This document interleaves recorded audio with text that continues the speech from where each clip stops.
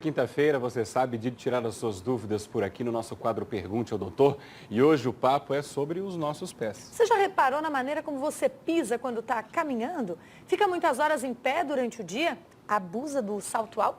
E as dores, hein? Você tem se queixado ultimamente? Muita gente não dá bola, mas por trás de um calo, de uma dor na planta do pé, embaixo do pé, pode ter algo mais grave. Por isso hoje o Pergunte ao Doutor vai falar justamente sobre a saúde e o cuidado dos nossos pés. O ortopedista Mário Adames já está aqui conosco para responder as nossas perguntas. Então, telefone na mão e mande sua mensagem. Mande sua mensagem para a gente, escreva a sua pergunta, né, por escrito, portanto, pelo nosso WhatsApp. A gente percebeu que na passagem de bloco a gente já passou um número e já tem gente ligando, não dá para atender o celular fica com a gente aqui, a gente vai dando uma olhadinha, enfim. Então é pelo WhatsApp mesmo, mensagem de texto, né, no WhatsApp. 991565415, 48, o código da região aqui. Doutor, o pessoal só lembra de dar atenção para os pés quando sente alguma dorzinha. É normal que isso aconteça realmente ou não deveria? Na verdade, ter dor nos pés é normal porque, teoricamente, todo o nosso peso vai ser descarregado em cima dos pés. E vai depender muito do tipo de sapato ou tipo de acomodação, do tipo de atividade que você faz, que vai te dar mais ou menos dor, né?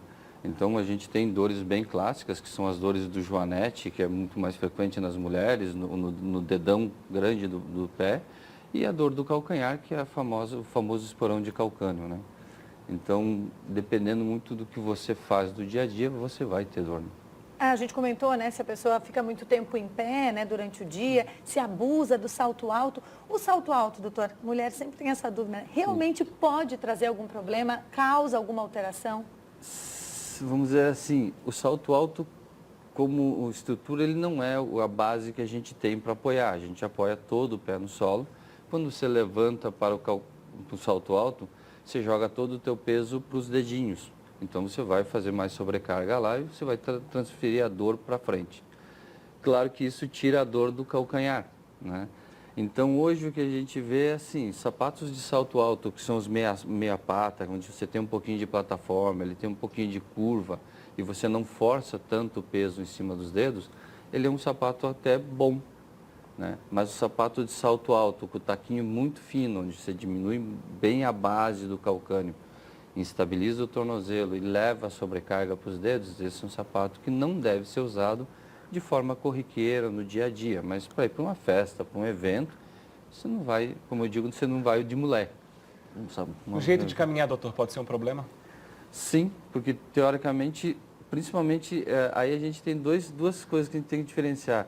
É aquele jeito de andar, porque você já tem uma forma errada de andar por alguma alteração que você teve durante a vida, ou aquela forma de andar errado por causa que você tem dor no pé, por exemplo.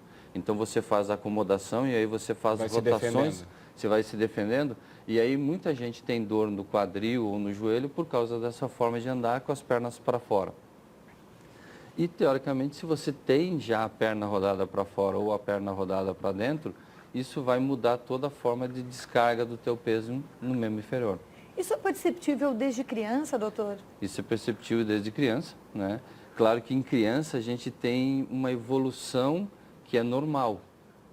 A gente, por exemplo, eu atendo muito criança também, e aí a gente vê assim que são queixas fisiológicas, mas são fisiológicas para nós médicos que sabemos como é a fisiologia.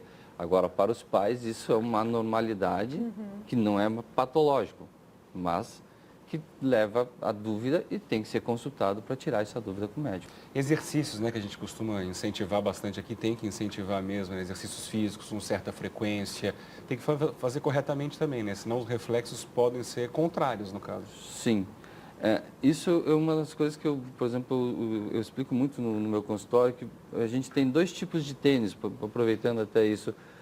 O tênis que é para corrida, que é aquele tênis bem flexível, que é para você poder impulsionar e você ganhar velocidade e você poder competir, né? E o tênis que é de caminhada, que teoricamente é um tênis que tem uma plataforma mais macia e ele é mais duro para rolar, então isso te freia um pouco a tua velocidade e isso te diminui a sobrecarga no pé.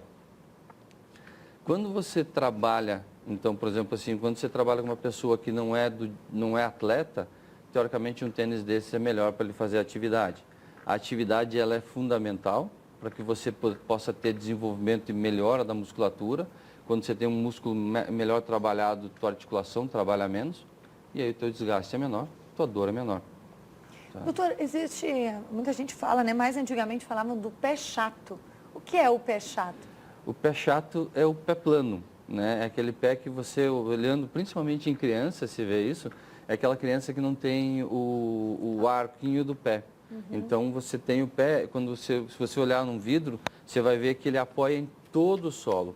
Né? Então esse é um pé que na criança é normal, porque às vezes não é que ele é pé chato, porque a criança tem uma gordurinha maior na borda onde é o arco, e aí essa gordurinha vai retraindo e vai se formando com o tempo.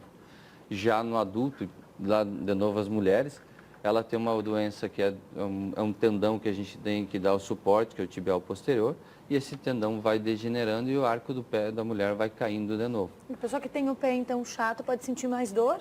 Teoricamente sim, porque ele tem que gastar mais energia. A gente tem um sistema de catraca dentro do pé, que ele, dependendo da posição, ele está travado, as articulações, dependendo da posição, ele tem que destravar para a gente poder fazer um movimento. E quando você tem o pé chato, teoricamente você fica com o pé quase que todo o tempo destravado. Então a musculatura trabalha muito mais. Doutor, a gente, claro, vai voltar a conversar ao longo do jornal, como a gente faz sempre aqui no quadro, mais na frente, repassando as perguntas, mas algumas já vão chegando, então a gente vai passando já, vai antecipando. Rita de Cássia Malagoli, telespectadora aqui de São José, na Grande Florianópolis, ela diz o seguinte: eu tenho esporão de calcânio e gostaria de saber se cirurgia resolve ou pode ser feito outro tipo de tratamento. O que é mais indicado? Ou depende, né? Eu vou dizer o que eu digo no meu consultório para todo mundo. Claro. Tratamento de facete plantar, o esporão de calcânio, ele é tratamento eminentemente conservador.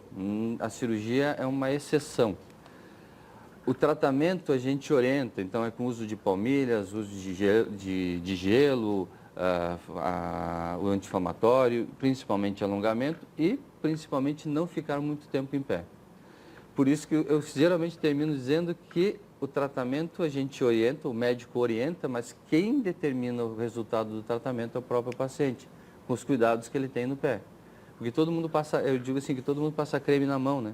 Mas ninguém passa creme no pé. Então ninguém cuida do pé. Bota dentro do sapato, está escondido, a hora que você abre, tira o sapato que você vai ver o que tem lá dentro. Doutor, alguns sinais de dores, por exemplo, dor na panturrilha, pode ser um sinal de que alguma coisa na sua pisada não está correta?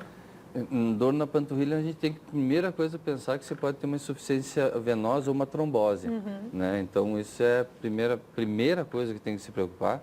E a segunda é você pensar que você está ou tendo alguma contratura dessa musculatura porque, por defesa, então você está defendendo a pisada. E aí uma das causas é a fasciite plantar, o esporão de calcânio, é uma das que dá muita dor na panturrilha. Ok, como disse há pouco, o doutor Mário continua com a gente. Você pode participar de qualquer lugar do estado. 489-9156-5415 é o nosso WhatsApp. Já já a gente volta a conversar então sobre a saúde dos pés. Até daqui a pouco, doutor.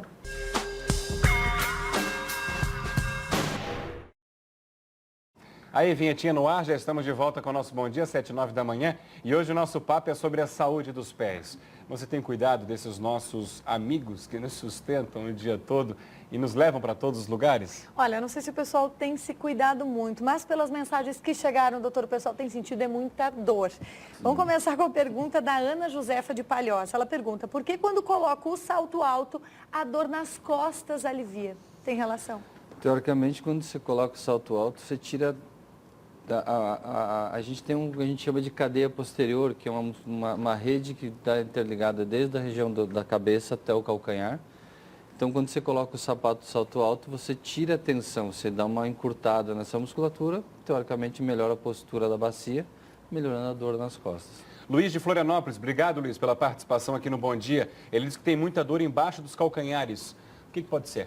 Teoricamente, a primeira coisa que a gente pensa é na fasciite plantar, até agradecer para um dos ouvintes que falou que tem outros diagnósticos diferenciais, não achar que tudo é fasciite plantar, que é o famoso esporão de calcânio, a gente pode ter outras doenças, desde trombose até, como ele falou ali, que ele teve Parkinson. Então, isso é uma coisa importante, se ter outras noções de outras doenças, mas basicamente a dor no calcânio é fasciite plantar. Já que tocamos nesse assunto, quais são as doenças mais frequentes que influenciam diretamente na questão dos pés? Teoricamente, doenças sistêmicas, a gente pega a doença reumática, né? que é uma doença que faz instabilidade das articulações, isso leva a ter muita dor no pé. A diabetes, né, se não for bem cuidada, ela leva a perda da sensibilidade do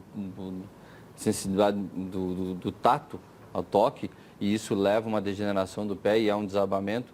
E é uma doença de risco, porque leva a amputação de dedos ou leva a amputação de pé, né?